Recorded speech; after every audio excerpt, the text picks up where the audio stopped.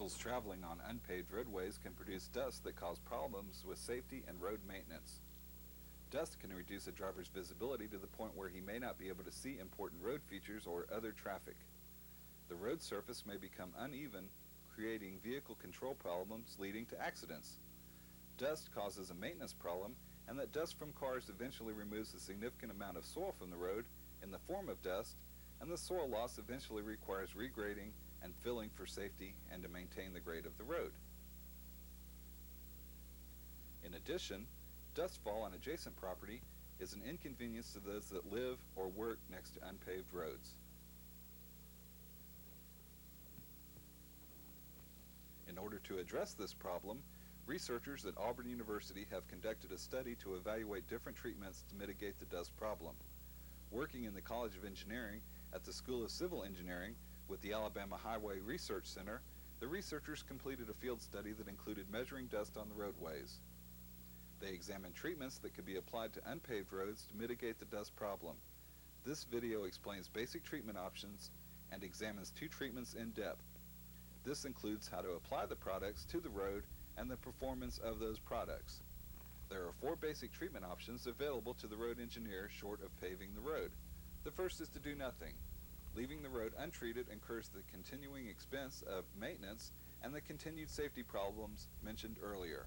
This option, often used, may not be the most desirable in terms of manpower or resources utilization. A second solution is to spray water on the road to keep the dust down. Water has the advantage of being available and inexpensive. Water holds dust particles together in clumps that are too heavy for traffic to stir up and become airborne. Unfortunately, water has a short effective life since it evaporates quickly in the hot weather when it's needed most. Water is often chosen for construction and industrial sites where it can be applied often by on-site crews. It is not recommended for longer-term mitigation. A third solution, not shown here, is to add gravel to the road surface, with or without geotextile underneath. Gravel separates the wheel from the dusty surface, reducing dust. However, some gravels may themselves degrade into dust. The use of a geotextile underneath the gravel may reduce the amount of dust that gets transmitted into the gravel layer, as well as preventing the base course from contaminating the gravel.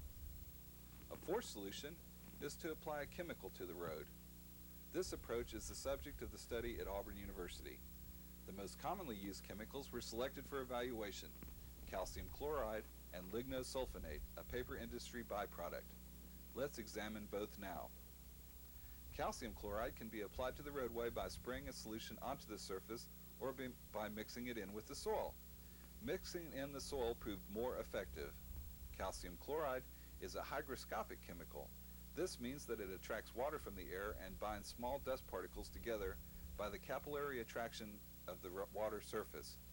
These aggregated particles are now heavier and much less likely to become airborne and cause dust clouds.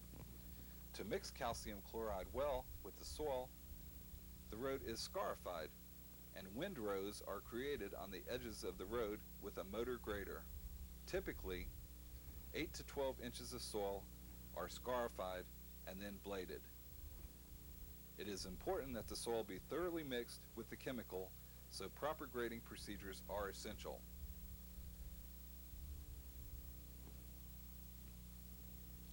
Once the surface has been prepared, it is sprayed with the chemical. Enough should be laid down that the surface is thoroughly wetted. However, if the solution flows off the road, a lesser application rate should be selected and more passes made with the sprayer. Several passes may be required to reach the desired concentration. The time between each pass allows the chemical to soak into the soil and come in contact with the soil particles.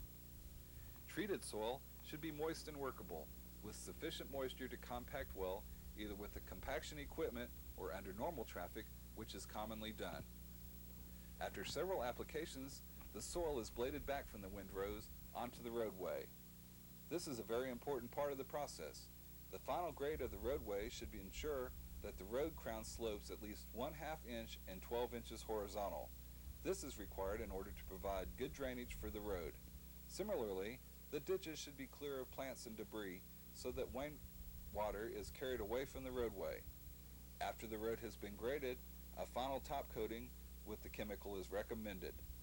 This provides assurance that all of the soil is being placed on the roadway has been treated.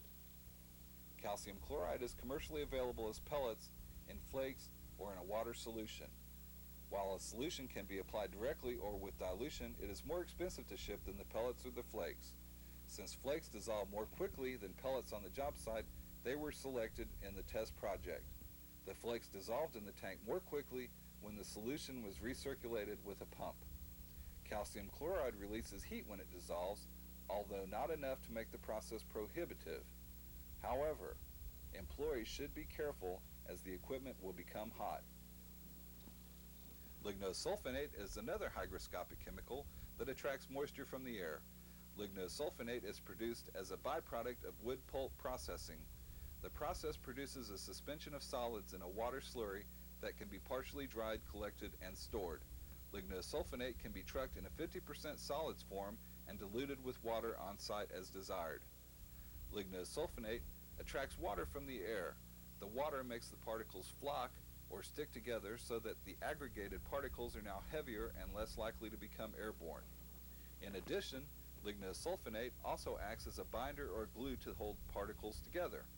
In fact, the application of lignosulphonate was found to produce a hard surface on the roadway tested in this study. Lignosulphonate is available in a solution which can be applied directly or with dilution to the roadway. This project used 25% solids concentration of lignosulphonate. It is commonly shipped in 50% concentration and diluted at the job site. Lignosulphonate can be applied to the roadways by spraying on the surface, top coating, or by mixing in with the soil. Once the soil has been bladed and sprayed with the proper concentration of lignosulphonate, the road was bladed into the proper crown before a top coat was applied. Like calcium chloride, lignosulphonate can be applied with any of several sprayers.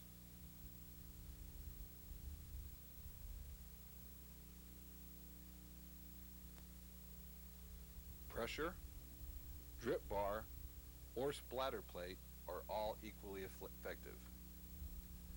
Top coating, spraying the chemical on the surface with no surface preparation, is not as effective as mixing the chemical in with the soil. While it is much quicker to do this, the effective period is much shorter than when the soil and the chemical solution are bladed. In any case, the effectiveness of the treatment is improved by blading the roadway and cleaning the ditches to ensure good drainage. This study tried both chemicals in varying concentrations on sandy and clayey soils. Both chemicals were effective in reducing dust generation on both clayey and sandy soils for no more than one summer season. Lignosulphonate seemed to provide some additional benefit of surface hardening, particularly on clayey soils where traffic is relatively light. The calcium chloride treatment appeared to provide effective dust control for longer periods on sandy soils, at least in the short term in our weather conditions. If calcium chloride is selected, we recommend using the flake form. It's cheaper to ship than the solution and dissolves faster than calcium chloride pellets. We recommend applying the calcium chloride in a solution of 25% saturation by weight solution at a rate of 0.40 gallons per square yard. Higher concentrations may be used with the corresponding reduction in gallons per square yard. However, we found it difficult to mix up higher concentrations with conventional equipment. If the solution runs off the road at this laydown rate, make several passes at lower rates to allow the solution to soak in. For example, 2 passes at 0.20 gallons per square yard are the same as 1 pass at 0.40 gallons per square yard. Then blade the road to the final geometry. For lignosulphonate, we recommend applying a mixture with 25% total solids. Apply this solution at a rate of 0.50 gallons per square yard. Typical practice is to apply 1/2 of this, 0.25 gallons per square yards, and then blade the road to the final geometry while the lignosulphonate soaks in, and apply the remaining half. Remember, either of these products will be much more effective and longer lasting if the road is scarified and moistened before application, and regraded afterwards to assure proper drainage. This study tried both chemicals in varying concentrations on sandy and clayey soils. We found that both chemicals were effective in reducing the dust generation on both clayey and sandy soils for no more than one summer season. Lignosulphonate seemed to provide some additional benefit of surface hardening, particularly on clayey soils where traffic is relatively light. The calcium chloride treatment appear to provide effective dust control for a longer period on sandy soils, at least in the short term in our weather conditions. The use of dust palliatives increases the life of the road, reduces maintenance, improves safety, and reduces dust on adjacent property. The application of dust palliatives may be an economic solution for many of Alabama's unpaved roads.